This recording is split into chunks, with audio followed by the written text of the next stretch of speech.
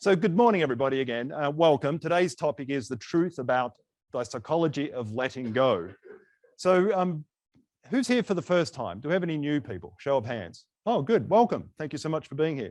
Did you all get a binder as you came in?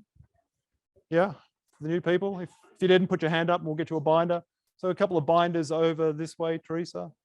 Oh, we're out of binders. Come next month, we'll have more binders. Seriously, we handed out 30 or 40 binders this morning? Wow. Excellent.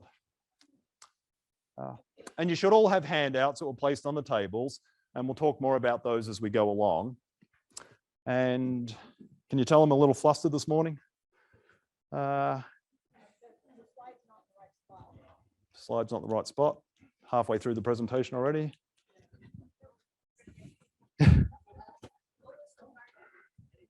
Were these just going automatically, or was I accidentally clicking?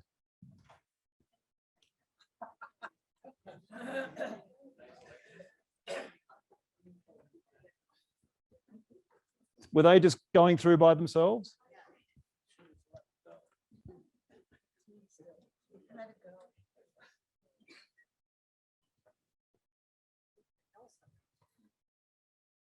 We'll see what happens. I don't think I was clicking, but who knows? So for those of you who don't know me, my name's Junell, and I'm the host today, as I am most months. And actually, do we have all of our sponsors in the room? We do. Can I have my sponsors stand up, please? Our education partners? We have a few. We have 3 education partners in the room. And the rest must still be outside. I just wanted to acknowledge our education partners because they're here early in the morning setting up. They attend quarterly masterminds so we can continue to improve the program and make it better. And as you will see on your table, there's a flyer there for the Seniors Education Expo that we're doing on April the 27th. And without our education partners being behind that, that wouldn't be happening either. So we just really appreciate our partners for being here, setting up, tearing down, all the ongoing work that goes in throughout the year. And then they're just a great resource for everybody who's here in the room. We do have 2 new partners with us today. Clearwater Living, they were a partner last year and rejoined us this year. And also Safety Squads. So if you don't have their business cards or you haven't met with them, I would encourage you to do so outside. Lastly, I always forget to thank the team that make this happen from my office. So I'd just like to acknowledge Alexa, that I'm sure everyone here in the room has spoken to. Alexa makes this all happen. She's our executive assistant. Teresa, one of our move managers at the back of the room. Cayman, who I guess is outside, who just recently joined us a month ago. Kirsten, who can't be here today. And then I can't forget my wonderful, lovely wife, Annette, who's standing at the back of the room. She makes sure I turn up here dressed every month. So I'm just, these slides going without me? No? So I'm just curious again, by show of hands, who has too much stuff? Just a couple of us. And for those people who didn't put their hands up, so is it too much stuff physically or too much stuff mentally? I'm just curious. Both. Yeah, normally people think of stuff being physical stuff, but we can have too much going on in our lives that's up here, you know, too many bills to pay, too many things to keep track of. And can that be mentally tiring as well? Yeah, and typically the more physical stuff we have, the more mentally tired we become in terms of trying to keep track of all of that stuff that we need to always be on top of. So we're going to talk about that today. And then for those who were honest and put their hand up with too much stuff, can you put your hand up again if you have trouble letting go of stuff? No, you know, seriously, you have trouble letting go of stuff? Yeah, so we all have a challenge, don't we? Letting things go that are dear to our heart. So we're going to talk about that today. And the way this topic came up is we did a downsizing topic, I think maybe 2 years ago or 3 years ago. And every year we do a survey, we send it out to everybody and ask what topics would you like to see as part of the program the following year. And last year we got a lot of responses back saying, we'd like you to do downsizing again. And we always try to make the topics different and not repeat the same ones. But there were so many people that said downsizing, which kind of, and that's, you know, our specialty, but it kind of struck Annette and I as strange because we'd covered it. So what did we miss? So we spoke to some people, and I guess the common theme with the people from the audience that we spoke with, and then from our clients, is downsizing. There's the how do we downsize? So, you know, the process, what do we need to do, whether it's decluttering our house or moving somewhere more manageable. But the place people seem to get stuck was not so much the how to, was more of how to get started. Does that make sense? So if we're struggling with how to get started, it doesn't matter if you know what to do. If you can't take that first step to starting the process, then you're never going to declutter or downsize. So that's why today's topic, the psychology behind letting go. Because to downsize in any way, we have to first be mentally prepared to be able to let go. Does that make sense? Yeah. So that's what we're going to talk about today. And I'm really excited about our speaker today. She's actually one of my favorite speakers, and you'll learn in a moment why. Some of you have already worked it out. But with a master's in psychology, today's speaker is the perfect person really to talk about this topic. And as someone who has helped many, many clients in the downsizing process through the companies we own, whether it be couples or individuals, she has many, many years of experience, and that coupled with her master's in psychology makes her the appropriate person to talk about today's topic. So Annette, could you come up and join me today? Yep. Thank you. And I'm going to give you the clicker. It's not working. Move this out of the way. So we've gone from slides happening automatically to no slides working. So I'll solve that problem. Can you all hear me? Does this sound okay? Just want to make sure. Okay, excellent. Just one moment, Annette. This computer's trying to do updates in the background. I actually love this picture because to me it totally fits of letting go. It's just a weight lifted off your shoulders. It's like, oh, this feels great. And that's the whole point of letting go of some of our belongings. I'm realizing I'm creaking as I'm walking across this, so I'll try to stay in one spot. And just for full disclosure, this is my best friend, my partner in life, and my wife and business partner. So thank you, Brett. So Brett, yeah, exactly. No pressure. Brett and I have actually gotten quite a few questions from people as we've done our businesses. And that's one of the reasons why we're talking about this. One of them is, and this was interesting, we got this just a couple weeks ago.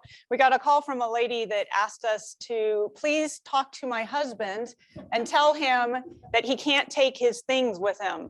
He needs to leave them behind. Anybody ever want somebody else to talk to your spouse, your significant other, just to please let it go? Exactly. I see some hands raised. Excellent. The other is that we've had people where we have moved them into a smaller space, and they're in a 2,500 square foot home, and a smaller space could be around 800 square feet. They obviously need to downsize, and we go through the process and coach them about what you can take, what you can't.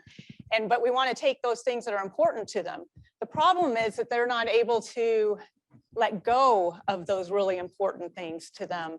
And some of them end up moving those things with them and end up paying for the movers to move it there, and then try to figure out where to put it in the space, and then pay to have it moved out.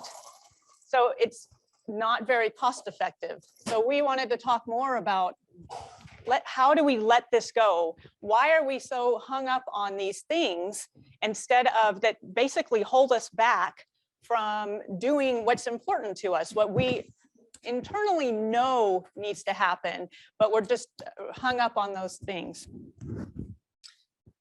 And then making the decision to move based on our belongings versus based on what our actual needs are. I've had people say that I need to make the move. However, I want it to be large enough to hold all of my stuff. Or I need to make a move, but I need to get all these storage units because I need to have a place to put my things. So they're not really downsizing, they're just moving it from one place to the next. And you know, I've actually never used a clicker. I don't know how this works, Brett. Oh, I went the wrong way. Okay, maybe I'm going to be learning here. Halfway there. Halfway. It's not working. Right-hand side. Well, I pushed this. This one? I guess I didn't. All right, so while preparing for today's topic, Brett's going to pull it up. I'm glad that you're all bearing with us with these technical difficulties. But while preparing for today's topic, we actually had, it was interesting because I got all these statistics about clutter. And this first one, I told Brett, I'm like, oh my gosh, the average American home has 300,000 items in it. And Brett's like, no way. I'm like, well, when you think about it, your kitchen, all the little knickknacks you have in there to help with your cooking, your garage, all the tools, every little thing, and started adding that up. I mean, even Brett and I, we have a shed at our house. We have all kinds of things in there in the attic. You start adding all of that up, I can see how you'd easily get to 300,000 items. And the average size of the American home has tripled in size. My mother actually grew up in a 2-bedroom house. There were 6 of them. She had 3 other sisters.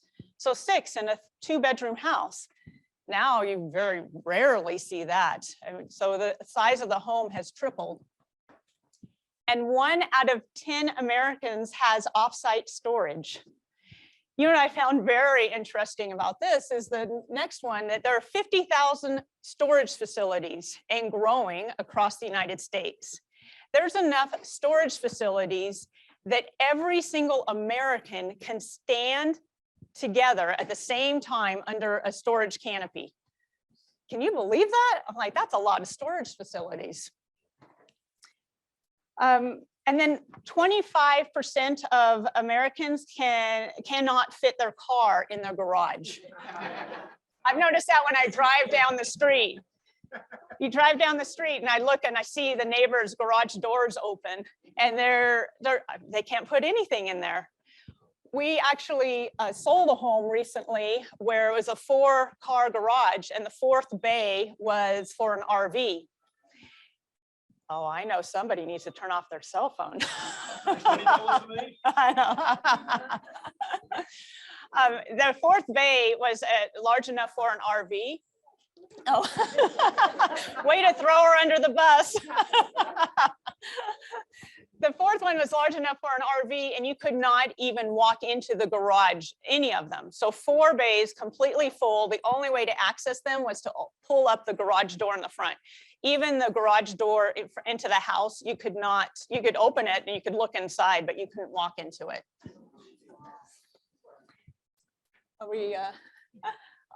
The average American woman owns 30 outfits. I was thinking about this. I mean, it kind of makes sense. You have different seasons, right? I mean, you're not going to wear in the wintertime what you wear in the summertime and vice versa and all the seasons in between. But in 1930, the average American woman had 9 outfits. So we've definitely increased the amount of clothes that we have.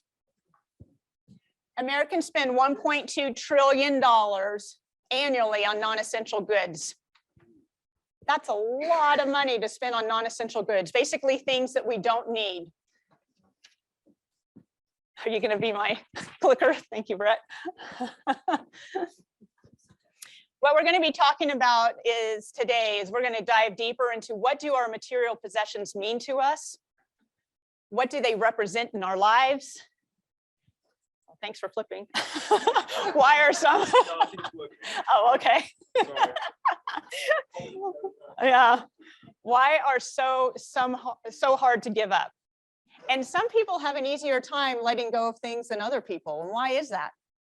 So we're not going to solve the problem today, but we are going to dive deeper into it and take a look at that.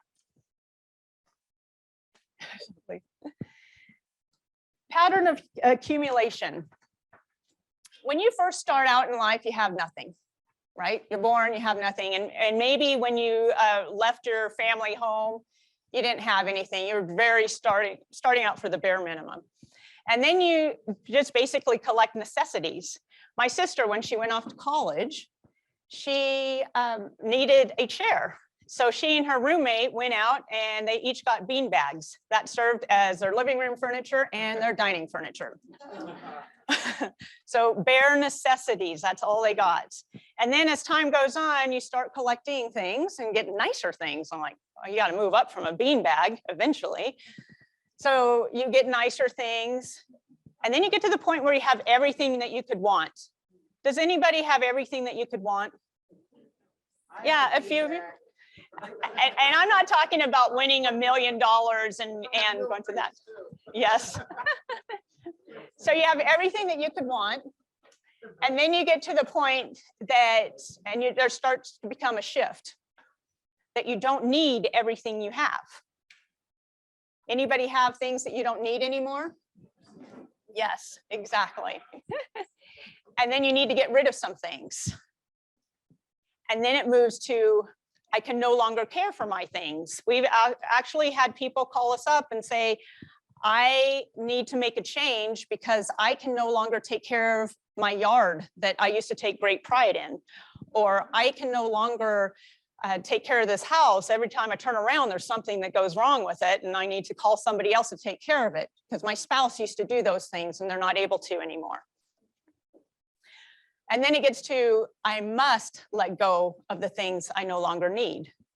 I want to really point out the must part. This gets to the point where you are no longer able to make the decision. You have to make a move.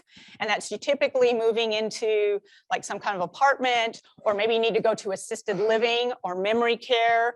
You're forced to, you have to get rid of these things. And that's usually at that point, it's under crisis and you don't get to decide ahead of time. And sometimes it's the family that ends up having to decide for you, which doesn't feel so good at the end of it, does it? So what does our accumulation mean? A lot of our belongings, they basically are a reflection of our personalities. I had a good friend in college, actually. She wore, and I went to UNR, and she wore these hats that you would see at the Kentucky Derby. Now, you could see her across the UNR campus. Nobody else is wearing hats like this. And I met her mom and her grandma, and they all wore these big flamboyant hats, wore bright clothes, and they were very much notice me, and would be out there. They wanted people, they loved that. That was part of their personality. They loved being around people, all three of them. And she even painted her, she had a Volkswagen Bug. She painted it pink and put polka dots all over it and drove around town. I mean, it was part of her personality, and she was great to be around. It's your projected self-image or how you want other people to perceive you. Your hobbies. Anybody golf? Maybe ski? Yep. Or crafting? Yep. So all of these are your hobbies that you collect. And they may not be hobbies that you're doing now. Maybe they're hobbies that you used to do. Because as we accumulate things, we become attached. I mean, it's not a reflection. It's basically what we're becoming, what we are, and then what we were. That is the history of our belongings. You can go back and see all the things that you used to do, and you just haven't gotten around to letting go of them yet. It's also values. What is important to you? I've been in real estate 22 years, and I have gone into a lot of homes.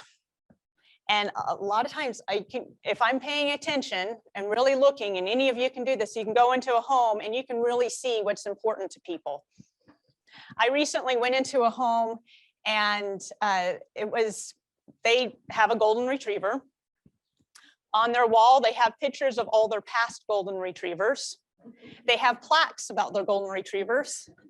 They have a golden retriever crossing sign, a yellow crossing sign in their garage. What's important to them? It's a golden retriever, right? So it can definitely be your pets. Family. If you go into my home, I don't have any artwork. It's all pictures of family, and I change it out depending on what we did that year. So I just keep it going. So, and I love having pictures of all the family. We have some good friends of ours. They live in a normal looking house. It's not a fancy house at all. You go inside the home and you basically are transported into a different world. They have all the walls painted different colors that are color schemed with the paintings that they have. They have tall walls with paintings that are double, triple storied high as far as the paintings piled high. And they always ask, do you want a tour of my home? They love taking people on a tour, but you're not touring their house. You're touring and looking at their artwork and all the places they've traveled around the world to pick up the artwork. That's what's important to them. So even you are putting off in your house what is important to you by what you display, what you have out there, what your values are. Our accumulation also mimics our circumstances. If you are one that ends up taking care of your grandkids, for instance, you may have toys in your house. Or if there's an illness and you have a medical bed in the living room, that's circumstance, right? Okay, let me move on. So the reasons why we don't let go.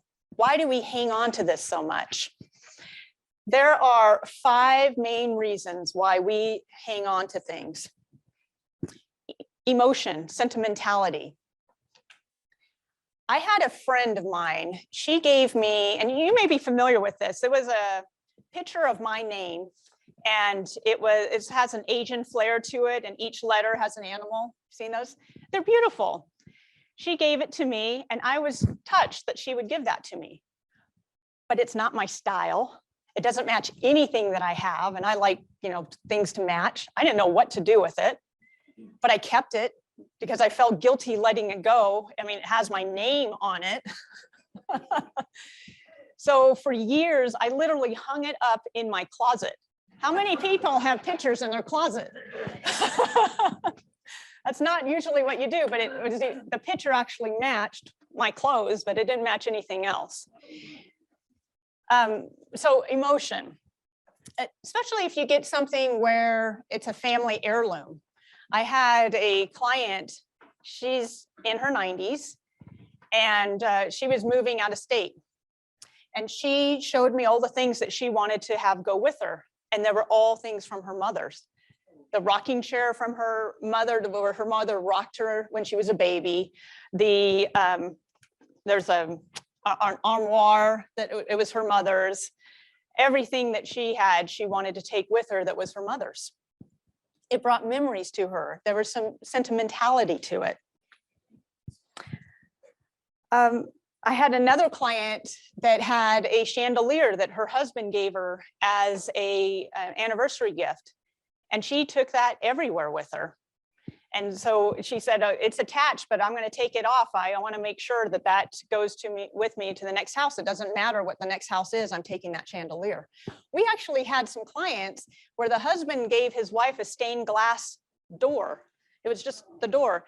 And they removed the door from the house to take it with them to the next house. And they leaned it against, so it was just part of their artwork. They just leaned it against the wall at the next house. Anybody have things that you hang on to, the sentimentality of it, or maybe just the guilt? It may not work for you. It's like my friend's painting that she gave me, the guilt of letting it go. Yep. Yeah, exactly. Utility. This is actually more harder for men than it is for women. And that's if it's useful, or it might be useful, I don't want to let it go. Brett and I took a little excursion into our attic, and the plan was to clear things out. And he pulled out a big Tupperware container that had all my pictures from high school and all that. But it was all sitting in containers. He's like, let's scan these in so we can at least look at them. They're not doing any good in this container. I'm like, that's great. I'm like, well, I see that container over there full of cords. Why do we need that? He goes, oh, but I use that. I mean, I might need a cord at some point. And quite frankly, he does use it. He did tell me that he just recently got a cord out of it. But if we were to downsize to a smaller space, you're going to have to make choices. And those things that are useful or might be useful, you might need to let go, because if you don't have space for it, I mean, right now it's pretty easy. If you've got space for it, it's easy to just leave it there, forget about it. But if you don't have the space for it, that's something to think about and let go. Actually, I was proud of Brett because I wanted to go out and get a rake. There's several times I wanted to get a metal rake, and my parents live 5 minutes away, walking distance. And he's like, your dad has a rake. We don't need to buy one. So, so we just go over there and borrow my dad's thing so we don't add to our stuff, which I actually think is a really good thing, just not as convenient. Financial or investment. If you think something has value, anybody have something that you think might be valuable that you don't want to give up? Yeah. And I'm not talking about like gold coins or anything that you could, monetary that you definitely know has value. But something like I had a client that several years ago, actually 20 years ago, her desk, she had this big ornate desk. It had beautiful carvings on it. And she said it was valued at $10,000. She wasn't going to just let it go. And I looked at it, I'm like, I don't think there's a market for that right now. But you know what? Let's get the auctioneer out and take a look at it. And he looked at it. There's no market for that right now. It's the value was back then. It used to be popular. It's not popular anymore. So being able to look at what you have, what you think might be valuable, if you have collections of comic books or Hummels or baseball cards, if you think something is valuable, go and get it valued. Because what's the point in hanging on to it if there's no value in it anymore, unless it brings you joy in some way? So you want to pay attention to that. Identity, image. We have a neighbor that has this huge boat. Now, we live in a normal neighborhood. It's not a fancy neighborhood, but we do have 3-car garages, and the neighbor parked his boat sideways inside the garage. It's a pretty good sized boat, but you can't park any cars in it. And I don't know the last time that he ever used the boat, but you will talk to him and I mean, he talks about his boating days, how much fun he had on the boat, but he never sold the boat. In fact, his wife ended up selling the boat after he passed away, because she wanted space in the garage. But while he was around, it was really important to him. It was part of his image, even though he wasn't using it. She was very happy when she was able to park 2 cars in the garage when she got rid of the boat. And even the identity and the image. I was actually just speaking with a lady yesterday, and she bought some furniture. It has African wood, beautiful furniture, and she loves it, but she's not going to be taking it to the next place she's going to. And she wanted to give it to her daughter, and her daughter was like, I don't want it. So the daughter, yeah, it doesn't fit my style, Mom. I already have everything I could possibly need. And the mom was very hurt by that. She goes, I was hurt because this is really beautiful wood. But she goes, I've gotten over it now. I'm going to let it go. So that if you're hanging on to something to give to somebody else, you might want to find out if they really want it before you keep hanging on to it, which kind of falls right into estate and legacy. I have quite a few people that have wanted to leave something to their family. What's something that you'd like to leave to your family? Money, yeah, money's something. But pictures, yes, memories, absolutely, pictures. Maybe leaving the gift of an education, or it could be just as simple as stories, sitting down with them and telling them stories. That's all has to do with legacy, and that doesn't take up any space. But if you are holding on to something, we had one client that had a bunch of tools that he was holding on to for his 7-year-old grandson. Who knows if his grandson would want it by the time he's going to be of age. And in the meantime, you're hanging on to all of this, and it's taking up space for you. Okay. So which one of these, out of these 5, do you think is the hardest? Which one do you think, if your items fell into it, which one's the hardest to let go? Emotion. Yeah, emotion, sentimentality. Yeah, if you know that your family is an heirloom that was passed down from generation to generation, it can be hard to let go. Now I'm going to throw Brett under the bus on this one. There's a pocket watch that I think it was your grandfather, right? His grandfather had passed it down to his dad. And I don't think your dad ever used a pocket watch, did he? His dad took it, but never used it. And then his dad passed away and your mom went to give you the pocket watch. And Brett's like, I don't want it. What am I going to do with a pocket watch? It's not very popular right now, even though it was handed down from generation to generation. I mean, even his dad didn't use it. He just put it in a drawer. Come on. Put it in a drawer.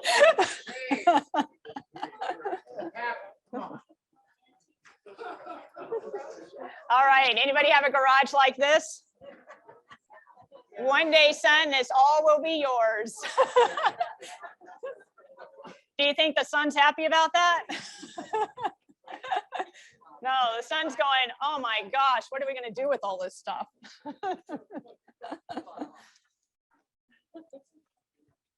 Oh, I brought this book. This is the book, How to Say It to Seniors by David Soley. He's a psychologist and he put this book together for adult children on how to talk to their parents. However, I find it very useful for the parents to see how the adult children are thinking. And David Soley talks about the two phase of life tasks. Number one is maintaining control in a world where all control is being lost. Who likes to be in control of what happens to you, what happens to your things, everything around you? Yeah, exactly. We all want that to happen, right? You want to have a say in it. Well, as you age, or if you have a debilitating disease, what ends up happening? You end up with doctors telling you what you can and cannot do. You have family members, well-meaning family members or friends telling you what you can and cannot do. You can't drive, you can't eat that, or you shouldn't eat that. You know, you really need to move. This house is way too big for you. You got to do something. And by the way, I already picked out a place for you. I mean, how does that feel? That's just like, no. And when you start losing control, when other people or other things are coming in and going at you and telling you what you can and cannot do, and even your body, it's not working the same way as it did when you were younger, not able to do, before you were able to just be able to get up on the ladder and take care of things yourself. If you wanted to move, you just packed everything up and moved. You didn't have to depend on other people to wait for them to show up. So as things happen and you start losing control, what do you start doing? What are you going to start hanging on to? Everything, all your stuff, because that is what you can control. And you're going to tell your family, I am not moving. I'm not going to do what you're telling me to do. This is really important to me. I'm going to hang on to this. That's part of the phase of life. It's control. Everybody wants to have control, and you will hang on to whatever control you can get. And if it's your stuff, that's what it's going to be. I've got to keep myself in line here.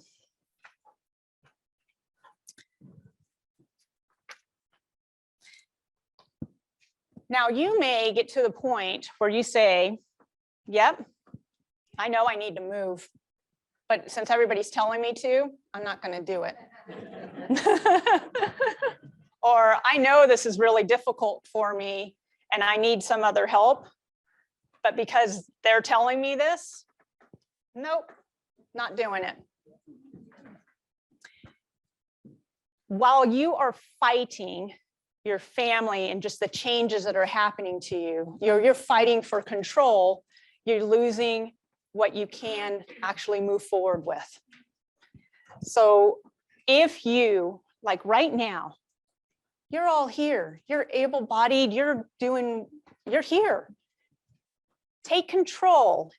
And we talk about this in at the Retired Living Truth series all the time. Plan ahead. You never know when things are going to change in your life. You never know when the doctor's going to tell you something that you don't want to hear. or that you start falling and you can't stay in the same place anymore. Take control and decide now just what the future is going to hold. We got another phone here. Another $20 here. But I really want to, this is really important, is for you just to take, and it may not be that you want to make a move now. And I'm not talking about, it could be any type of move. It could be a move within your own home. It could be whatever you decide to do, whatever that looks like. Go out and research and figure out. I've had people say, they write it down and they talk to their family and say, you know what, I want to stay in my home as long as I possibly can. However, if X, Y, or Z happens, if I can't drive anymore because I'm not near a bus stop where the home is located, or if once my spouse passes away, or whatever it is, when this happens, this is what I want to have happen. This is where I'm going to move, or I'm going to consolidate the place that I'm in. Take action, have a plan, talk to your family about it, because that is taking control, and then you're less likely to hang on to all your stuff. And like Brett mentioned in the beginning, when you have all of this stuff in your mind that you've got to do something with, it muddles up your mind. You're like so focused on that.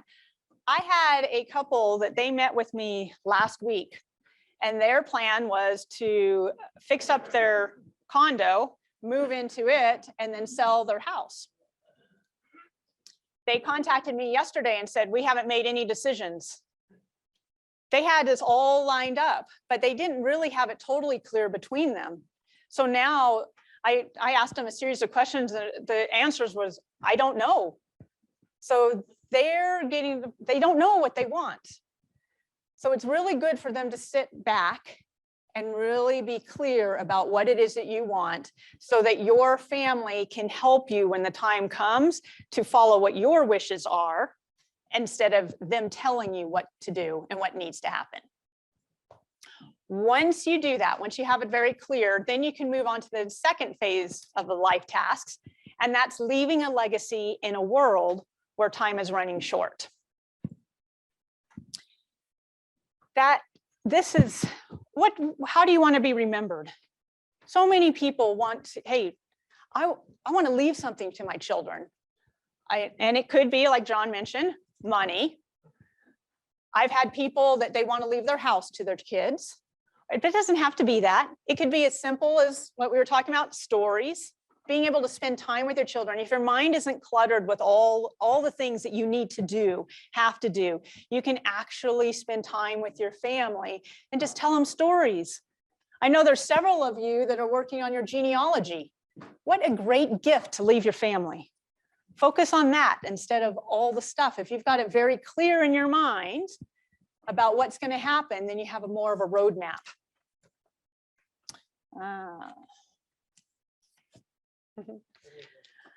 Let it go. I love this sign, actually. It's the green light. Let it go. You have permission to let it go. My mother, when she gives me something, she'll say, if you don't want it, you don't need to keep it.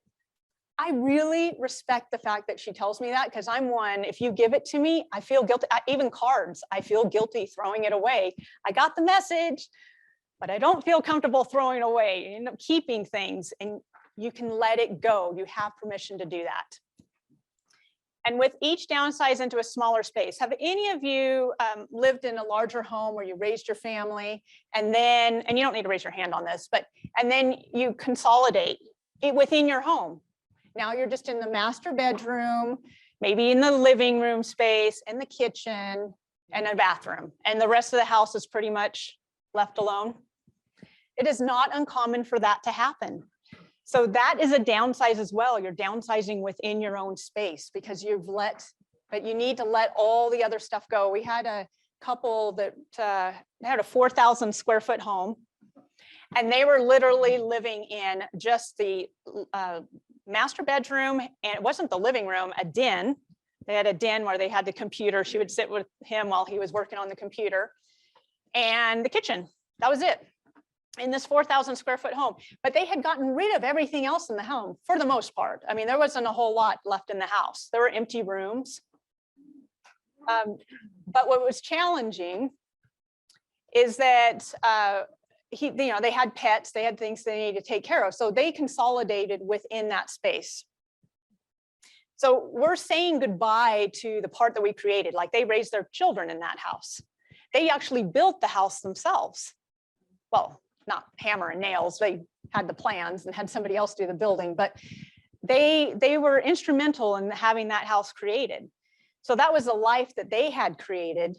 And they're saying goodbye to a portion of that was they were letting go of their belongings. But you know what that does? It opens up a hello to the new, whatever you're doing.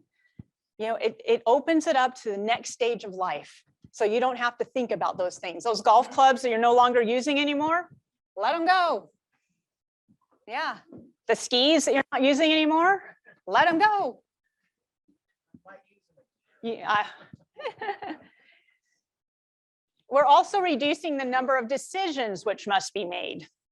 As we have fewer things, we're not thinking about it anymore. It's not cluttering up in our head of all the things that we need to do. I've spoken with so many people that they're like, oh, you know, I don't know. They fret over it, all the stuff that they need to pay attention to. How am I going to clear all this out? And you know, has anybody heard of decision fatigue? It is a real thing. And that is when you have too many decisions to make that you stop and you shut down and you don't make them anymore. You just walk away. I had a lady that she would tell me, she goes, you know, I always found something better to do than deal with all that stuff. She just shut the door and walk away. Don't want to make decisions anymore. Get tired of that. So it's good for you to start small. There's actually, I think it's called The Minimalist. I was watching it the other day on Netflix, and they talk about take 30 days. Each day, day one, you get rid of one thing. Day two, you get rid of two things. Day three, you get rid of three things. You do a 30-day challenge, and each day you get rid of that many things, depending on the date. It's a way just start the process. And we're limiting the amount of effort required for non-essential tasks due to physical and cognitive abilities.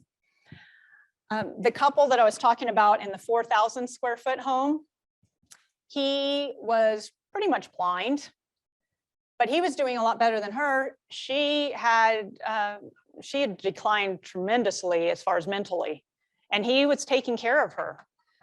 So what happens when you're taking care of somebody else or even taking care of yourself? You start neglecting all the non-essential tasks, dusting, vacuuming, taking care of the house. Because what's more important is each other, your own body, your spouse, making sure that all their needs are taken care of. So as you're neglecting all these other tasks, it just becomes overwhelming. With them, those empty rooms that I was talking about, it was not uncommon to find the dog had pooped in one of the rooms. He couldn't see it. He wasn't down in one of those rooms. When we cleared them out completely, there were actually mouse droppings in their pantry. He couldn't see it. And there's nothing negative about them and their situation as far as him taking care of his wife. That was what was important. But when you're in a space where you're not able to manage it anymore and you can't see it, you don't know what else is going on. So when you downsize, you limit that. And then you're just simplifying your lives. That first picture I showed you with the woman with her arms out, what a relief it is. I have had so many people tell me, oh my gosh, I feel like a weight has been lifted off my shoulders. I've actually started the process and now I feel great. They're out doing activities, spending time with friends. They don't have to worry about the house and what it needs or getting rid of things. They already did that. But we're also facing our own mortality. When you are getting rid of those things that were used to be important to you, it was a big part of your life at one point. Things have changed. For instance, like if you don't golf anymore. I mean, I don't know what it is. Our neighbor is boating. If he had actually gotten rid of that while he was alive, that would have been him saying goodbye to a part of his life. But he was able to say hello to the next phase. Let's see, is this gonna work? Okay. Grief and hassle that goes into downsizing. Oh my gosh, when you're younger, you're basically upsizing each time, right? It's not a big deal. You get a U-Haul, you throw everything in, you go to your next place. You go through life, but then you get into middle age, and pretty much middle age or a little after that, you're pretty well settled for the most part. And then if you're an empty nester, if you had children and they've left the house, it's not uncommon for people to get rid of their belongings or at least pack them up and put them in the attic. My mother waited till I got my own house and then she shipped all of my belongings to me. I didn't want my Letterman jacket, but I had a hard time getting rid of it because I knew how expensive it was. But when would I wear that again? So it's not as big of a transition during that time, the empty nest period. You may change that room that your kid was in into a sewing room, for instance, or an exercise room, whatever it is that meets your needs at that moment. I am moving on this. I'm going to try to stay still here. And then DS1 means downsize one. Downsize one means that you are choosing to downsize. That's a good time. This is a really good time for you to let go of those things that aren't part of your life anymore. It's a lot easier if you do a downsize one when you choose to do it. Then you move on to a downsize two. That's when you must do it. That's when you're moving into assisted living, memory care, some kind of, or maybe you're downsizing into one of your kids' a bedroom in one of your kids' homes. It's when you have to do it, not because you want to do it. And as you move along, you can see that it gets more and more difficult to move. Now, if you get to downsize two and you haven't made any previous moves at all, you are left with all the stuff. That can be very traumatizing. It can be very difficult to all of a sudden say goodbye to all of your things that were important to you. And then we have death. And then who gets to take care of it then? It's your family or whoever you designated as your executor of your estate. Lucky them. And that can be very traumatizing. I had a client, her parents, she lives across the country, and her parents live here in Sparks. And the parents live on a golf course in this big house, and they live in a portion of the house. Now, they never got rid of any of their things. The house was full of items, but the downstairs, all it had was like a den area. So they made that into their master bedroom. The powder room, they actually changed it so it could have a corner shower in it. They couldn't go up the stairs. They hadn't been up the stairs in 3 years. They hadn't looked at anything up there, and it was full of items. When she was talking to her parents, trying to get them to move, she had dementia, and she was convinced that they didn't need to move. And the daughter said that it was all about image, always through life. They always lived a little bit beyond their means. So they bought the big house, they bought all the stuff. But the house was going into foreclosure. She was going to have to move. And the moms didn't understand why they had to move. This was going to be fine. Dad was the one that was always caring for her. And dad all of a sudden gets diagnosed with cancer and has to go into chemo treatments. The daughter, the anguish that she went through with her parents, I don't think any kid should ever go through. She was in tears all the time, trying to make decisions that her parents never made ahead of time. And so she had to make choices and basically find a place for her parents to move to, try to convince them. How do you convince anybody? If they don't want to go, they don't want to go. But it was a necessity. The house was going to be foreclosed on. So my point is, plan ahead. Don't do that to your family. Don't do that to yourself. I mean, that's very traumatizing just for the parents. All right. We need a little lighter here. This was in the New Yorker. A major perk of death is that you don't have to clean up after yourself. If you can muster the courage to deal with your 3 storage units, leave the contents to your heirs. If you can't muster. Mention in the will there is something valuable in one of the storage units. You might want to say it's something really small. Really, I'm searching. Oh, this is wonderful. We have a coworker, a very close coworker, that decided to text her daughter. And I'm just going to read this out to you. I thought this was wonderful. Hi there, I have a question for you, and I need you to think about it and then respond before midnight on Wednesday, tomorrow. So don't think too long. What, if anything, of mine or ours would be important enough to you that you would want it in the event Chris and or I died in the next 12 months, and why? What makes it important to you, or why would you want it? It's not meant to be morbid, and it's a serious question. I want your serious answer. You never know what your kids want unless you ask them. And guess what the answer is? No. Would love to have access of your photo storage, iCloud, for pictures of you both and the kids. Would like to share your memories with the kids. Mom, I would love to have your perfume bottle to remember your smell. It reminds me of you. Both of your couches, I always really like them and would like to have them in our home. Recipes you have of meals you made when we come to your house. It will help me remember the great times of all of us together at the table. I'm like, I brought tears to my eyes reading that. I'm like, wow. You just never know what your family wants. Ask them. You might be hanging on to something that just you don't need to hang on to anymore. What are you missing out on by hanging on to it? Can you go back to the question? I just want to take a picture. We actually have it in your the next sheet. We have it on your homework. If you choose to. Yeah, we have homework for you. This isn't just any class.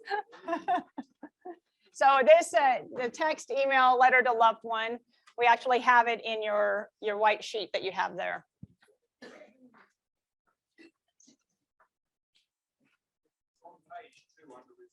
Page 2 under resources, Brett's saying.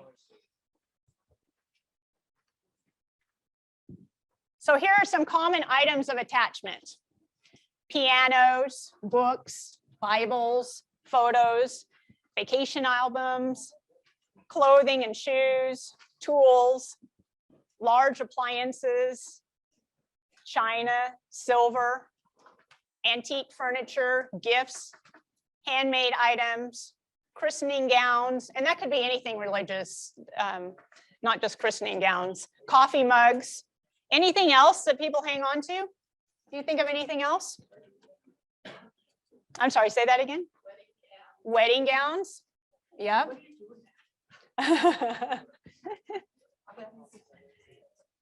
So, I'm sorry, say that again. Diplomas. Yep, diplomas. Exactly. Coffee mugs. Oftentimes people hang on to coffee mugs because of the memories. You usually get a coffee mug for some reason. My grandmother passed away, and my mom went out to a thrift store and got me a coffee mug to remember my grandmother by. Right, I was like, why would that be? And it's because my grandmother liked thrift stores. She liked secondhand things. She wanted to recycle things. And so my mom got me that to remember her by. And I still haven't gotten rid of that coffee mug, even though it is nothing my grandmother ever owned. You just never know. All right, so we do have some homework for you. And it's in your sheet. And I don't actually have, oh, thank you, Brett. So under resources, it has a book on how to say it to seniors, and then it also has the text message.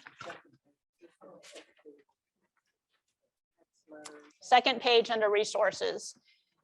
We've got a few exercises for you. Oops. This is for you to go through your home. Go to each room. Now you're probably going to need another sheet of paper than just this line. Just to give you an idea. You might want a binder maybe. So items I am now or anticipate struggling to let go. Furnishings, household goods, jewelry, clothing, collections. Rate them on a scale of 1 to 10, 1 being a minor struggle and 10 being a major struggle. Now, if it's something that you've already decided on, that's not a struggle. You want to focus on those items that you're really having a hard time letting go. What are those things that are holding you back from letting go? And then just rate it and go down the list. And then you want to write down things I anticipate I will miss most about my current home or residence. Could be the view, could be the space, could be all the light, lots of windows. I met with a lady yesterday. Her place backs to the golf course and has big windows. And she goes, I'm going to really miss this. And I can understand why. It's beautiful. So what are you going to miss about your home if you were to move? I'm not saying everybody's moving here. Next, write down what these items represent to others. What meaning do they hold for you, and where does that meaning originate? An example, Grandma's china represents holiday family gatherings that were special. They represented special occasions and family coming together and originated when I was in grade school. It makes me think of my grandma, my mom, and my great aunts who always helped prepare the meals. When you think about letting go of the items listed on the previous page, what feelings come to the surface? Now, I understand. You're like, I don't want to talk about my feelings, but it makes a huge difference once you grasp how you feel. Once you put a name on it, it is easier to let it go. You're actually having a conversation and trying to figure out what kind of meaning is behind it and how do you feel about it. Example, when I think about letting go of my grandmother's china, I feel guilty, a little sad, and very nostalgic. Yeah. So talk about that or write it down. If you were to have a conversation with the item, now I'm not big into conversations, but you know that picture that I was talking about that my friend gave me with my name on it? I actually did have a conversation in my head. It's just like, I felt really guilty letting it go because it was so nice of her to give to me. So you don't necessarily have to write this down, but have a conversation with the item or the giver or maker of the item, what you have to say to it or them as you let the items go. Example, hello, china dishes. I really enjoyed my time with you as a kid. Now I use dishes that I can put in the dishwasher. This gives me more time with the grandkids. Ma, I know that you love these dishes, but I also know that you would understand that I no longer need them. I sure miss you and the amazing meals you served on them. So again, you don't need to like write that down, but think of what you would say about the item. Next, have a conversation with your home or rooms or spaces. Tell it how much it meant to you and what you will miss as you move on to the next chapter of life. Example, hello, picture window. I sure will miss the view of my birds outside each morning. I sure hope the new owners will love it as much as I did. I won't miss cleaning you, but I'll miss the views you have shared with me. This is just a way for you to get started. Now, what we talked about today, the psychology of letting go, is one of a 3-part series.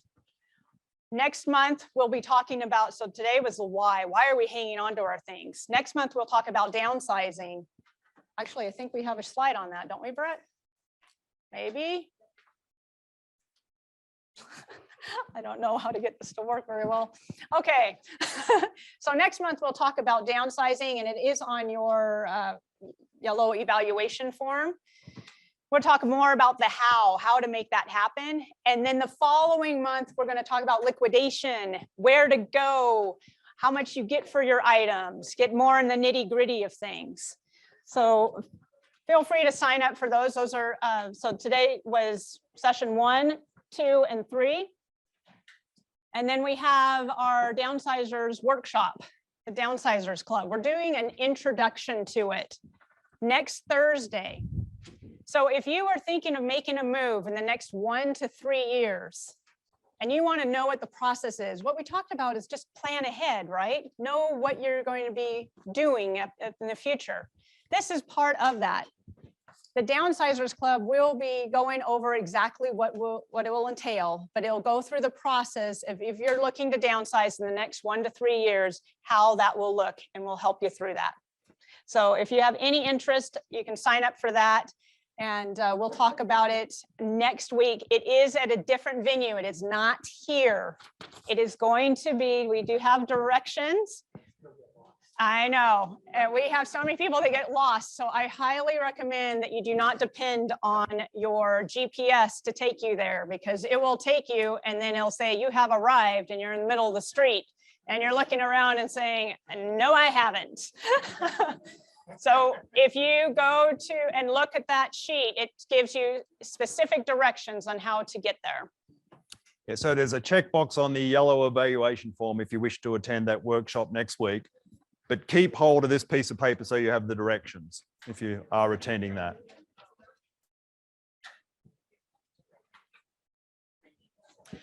Oh, and we've got a spring shredding. We've actually had several people call us because we did this last year. We are doing it again on April 21st, no, 23rd, Saturday, April 23rd. Next Saturday. 10 a.m. to noon. You have papers you want to get rid of, load them up in your car and drive on up, because we've got the shredding truck right there, free.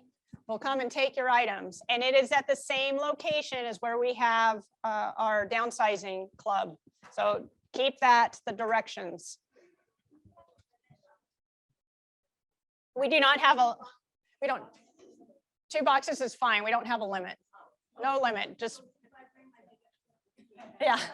We've actually had people bring trailers. I hope you don't have that much stuff, but you never know.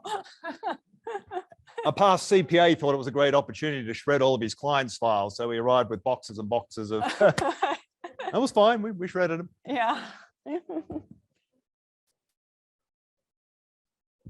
Oh, you want to talk about this expo? Yeah, so on April the 27th, we have our Seniors Education Expo here at this location. So this was the brainchild of the education partners to do a whole day of education. So there will be 12 breakout sessions covering topics on health, financial, legal, aging well, and more. We're going to have a big, huge marquee. You can probably see on the screen. There's going to be a big marquee taking up part of the parking lot outside where we'll serve a continental breakfast, and we'll also serve lunch. And remind me, Alexa, we just confirmed the lunch provider is, say again? That's right, Famous Dave's, you know, the great barbecue food. So I love barbecue food and ribs and all that good stuff. So that'll be lunch. And there will be exhibitors, drawings of prizes, and the cost to attend is $20 just to cover the cost of us renting this space, the marquee, the lunch. It's costing us well more than obviously $20 per person. And if there is any money left, because as you'll see, there's a number of sponsors who are sponsoring it, and you should all have this flyer. Any additional money above covering the expenses will be donated to the Sanford Center for Aging, part of the UNR Foundation here, which they provide a great service for seniors in the community. What time? Starts at 8 a.m. for breakfast. And then the first session is at 9 a.m. We've put up on the website in the last week or two the schedule.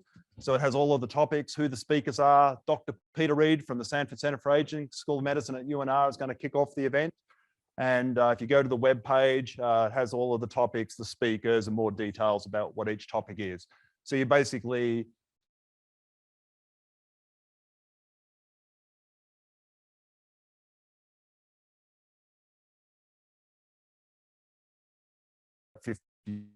and there'll be a session in there. So you'll choose one of 3 sessions starting at the 9 o'clock or the 9:30, the 11 o'clock, the 1 o'clock, and then the 2:30. And then we'll finish at about 3:30. We'll draw for prizes at just before 2 o'clock. So it should be a fun day, lots of great education, lots of great food, and yeah, encourage you all to attend. So if you are interested, we can, and you know that you want to come, we are able to take your money now. So Alexa in the back room in the yellow shirt, she is prepared if you want to pay by check, cash, or credit card. She can do that.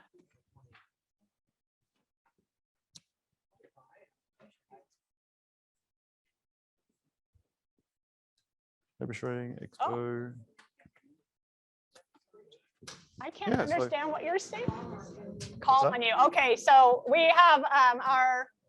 Can I have my 2 mic runners come up and join me? Yvonne. And There you go. Tom? Do it on and off. Yes, it's going to be here. The event, the expo was going to be here, starting at 8 Tom? o'clock, but you do need to be registered in advance for it. We are actually taking, if there's seats available, we will allow you to attend on the day and pay, but it'll cost you an extra $10. It'll be $30 instead of 20. Does everyone have that? Did everyone get one of these? Has more information on it? Yep. So Tom, could you introduce yourself as a mic runner, who you are? Certainly. I'm Tom McDonald with Mutual of Omaha Reverse Mortgage. If you're going to be going to the Senior Expo, consider attending my breakout session. I'll be giving you a quick overview of reverse mortgage, and time permitting, I will tell you a little bit about how I use my reverse mortgage, trying to plan and extend my portfolio till age, I don't know, 120, 130. At least. Longevity, it just keeps going, getting longer and longer. You're good. Thank you, Tom. Yvonne. I'm Yvonne Beasley with the Hold it closer. Sanford. I'm Yvonne Beasley with the Sanford Center for Aging at UNR Med, and I have to get rid of some stuff. It's nice to meet everybody. We have workshops for the public, and there's information outside. Thank you. And for those who are not familiar with the Center for Aging, there is information outside, as Yvonne mentioned. Several people came up to me last month and said, thank you so much for talking about the Sanford's medication therapy management program, where they do at no cost review of any drugs that you're on, any medications. And the 2 people that came up and thanked us for making people aware of that were just blown away by Dr. Leslie Baker. She's the pharmacist there. I don't know, we've had her on a panel before. You might remember Leslie speaking. We've had her a couple of times, but she does a medication review, recommendations, a full report. And these people were so thankful because they had drugs that weren't interacting very well. And once they changed their medications, they felt so much better. And just unfortunately, their doctors hadn't picked it up, but Leslie did. So that's a great program. And Yvonne has more information out there, along with all the other great programs Sanford have. Questions? Anyone have questions for Annette? I have a comment, and I cannot sit down and not make the comment to you. I am Linda Nerstad, and I absolutely love this group, the Junell group. We have been coming to these seminars for many years. And about 2 months ago, I invited Annette to our house because I said, I think we need to talk, but we weren't ready to do anything. We live out in Del Webb. And then 2 months later, I said, we really need to talk. We both had health issues, but we're as healthy as we will ever be. I'm almost 80, my husband's 85. And we live in a 2,400 plus square foot home, which Jeanette, I call him Jeanette, excuse me. I usually say Junell. Annette sold in 3 days. It was sold on Tuesday for exactly what we asked. So yes, they don't tell you about their real estate because they are out there to help seniors. And it was so obvious to us that we needed help. And now we're in the middle of all of this get rid of stuff. We moved the day before their event on the 27th, on the 26th. And they have been, Alexa, Kirsten, they have helped us so much we're going to independent living. And that's quite a downsize from 2,400, an apartment, okay? And yes, I've gone through attitudes with the help of my dear neighbor.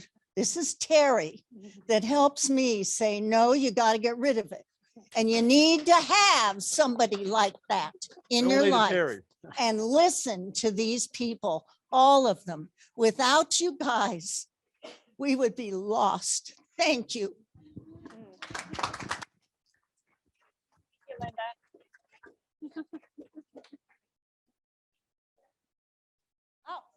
Oh, hold on one second. We Let's need get to a you mic on to you. microphone. Thank you, Linda.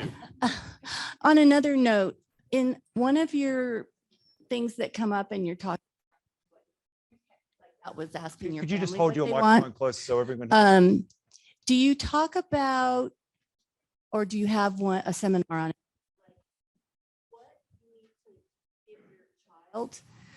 Your adult child, like all of your passwords, all of where things are, and you give them your will, your advanced directives, all those, but you need to know where they can go and find it in the lockbox or on your computer, in the safe places that things are. We 'Cause if actually have talked about that.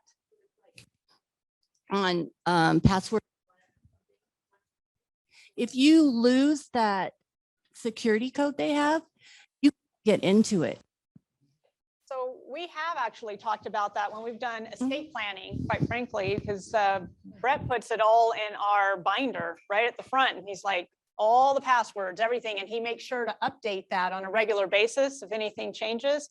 And we do have, what's the wallet? It's the wallet. So we know the code. So to the wallet with all the passwords for everything else. So we have talked about that during our estate planning. I don't know if we've talked about it in anything else. Yeah, have we've we? talked about it a couple of times. If you go on to the Retired Living Truth Seminar Series website under past events and scroll through, as Annette said, yeah, definitely the legal one had it. And there was another one where we talked about it. Might have been under the technology one. Maybe, Yeah. yeah. Who's over this side? Where's my mic runner? Oh, there we are. Yeah. Blind. Hi, my name's Bill, and I'm going to just make a comment on downsizing and the children. My wife, Michelle, and I, we got our second marriage.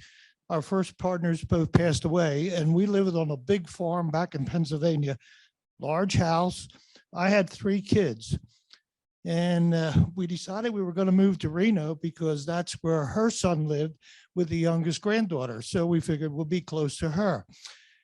My kids live in Kansas, Washington, and Pennsylvania.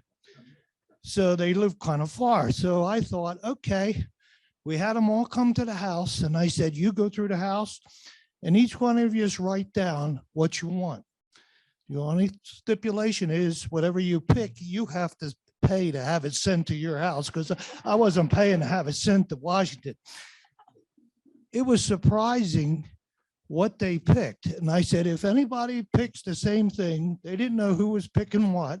If you pick the same thing, I'll make the decision who gets what you pick. I was really surprised of the things that they picked. And most of them didn't pick the same thing. They picked different things. And they didn't pick the things that I thought I would give to them. And that was the biggest surprise.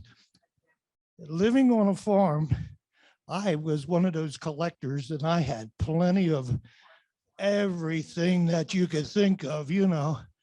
When it came time to move here, I sold the farm, and the guy who bought the farm made one mistake. He said, leave anything you want. I left it all. Thank you for sharing that. Yeah, thank you. It is true, though. You never know what your kids want unless you ask them. Yeah. Well, the first thing I'd like to say is you did a bang-up job. Oh, thank you. I ran into a problem the last couple of days. I've been trying to donate a trophy case, and I have called just about everybody who picks up or does that kind of stuff, and nobody is picking up anything large for as long as 2 years out. So if you could touch bases with some companies that or people that want things, I'd appreciate it. And if you could pass that on. And again, you did a bang up job. Thank you. Yeah, you know, it does change as far as places that will take items. And if there isn't a market for it, they don't take it because they don't have enough space in their areas. So a trophy case, I haven't been asked that before.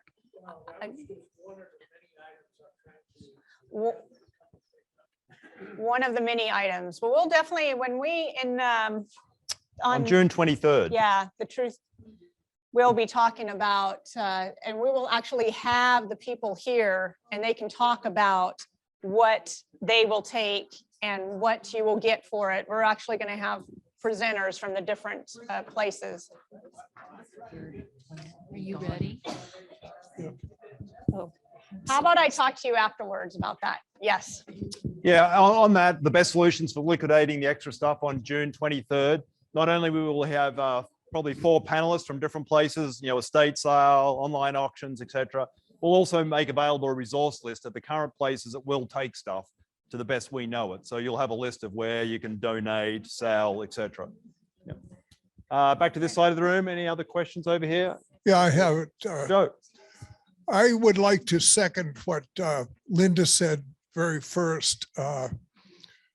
The Junells have been enormously helpful to us. I can't think of anything better than the RLTS for my wife Lois and me. So, and I also would like to say that I think today's session has been the most useful I've been to after all these years. I went to the early ones when it was out at Northwest Library. So it's been a long time and I've learned a lot. Thank you, Joe. Thank you, Joe. Joe says that every time he comes. This was the best one ever. So we'll see if he says that next month, if it was the best one. Give him, he's earned his $20. Yeah, lunch is on me, Joe. And as we're And getting Linda. to the next question, I'd like to point out, we are trying to spread the word about the Retired Living Truth Series. All of this is free for you to come to. If you know people that would benefit from this, please invite them. And if you are going anywhere, like there's places that you frequent, a coffee shop, a grocery store, anywhere where they have a place where you can pin up one of these sheets, we would love your help. Basically, it's giving people the schedule for the Retired Living Truth Series. They just need to tear off one of these sheets and they can go home and go look it up on the website and be able to sign up. Or call the number. Or call the number, either way. It's a great way to get the word out. So if you have any interest or know where you can just post one of these, we will gladly give you one of them. And actually, we have a list where we're distributing those. If anyone wants to volunteer to help us distribute them to the list of places, that'd be appreciated too. And then lastly, while on that, can everyone take out their evaluation form if you still have it in front of you? Can you all think of one person who would appreciate being educated here that you should invite along? Who would that person be? And just write down their name. On any sheet of paper. I just want you all to think just 5 seconds, 10 seconds. Who's one person you could invite? We all think of one person we can invite? Just write it down somewhere. And yeah, we'd really appreciate it if between now and the next seminar, you invite them to come along, and even better, bring them along as your guest. And actually, I'll provide a reward for each person who brings someone new. How's that? And if you want to take one of these or 2 of these or 3 of these, Alexa has them in the back of the room.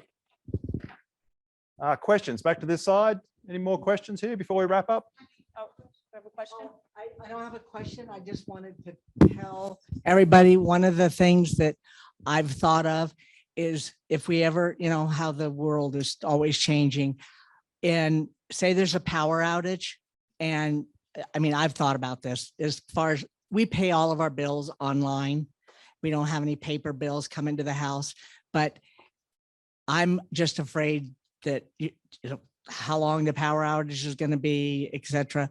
And also about your medications. I have put my passwords like Amazon, this is my username, this is my password. And also every medication I have taped it inside of a cupboard door. So if the paramedics come in and the power's out and you can't call them or whatever, at least you have it there to note somebody. It's like, well, what medication? Well, I don't know. Oh, I remember there's, you can tell somebody to open the cabinet and everything is listed right there if they ever need to get into it. Great So, advice. okay. Thank you. Thank you for sharing. Any other questions before we wrap up? Well, thank you so much Yeah. for everybody being here today. Do you want to close? Thank you. We really appreciate you. We appreciate you coming every month, and we look forward to seeing you next month. Have a great day, everybody.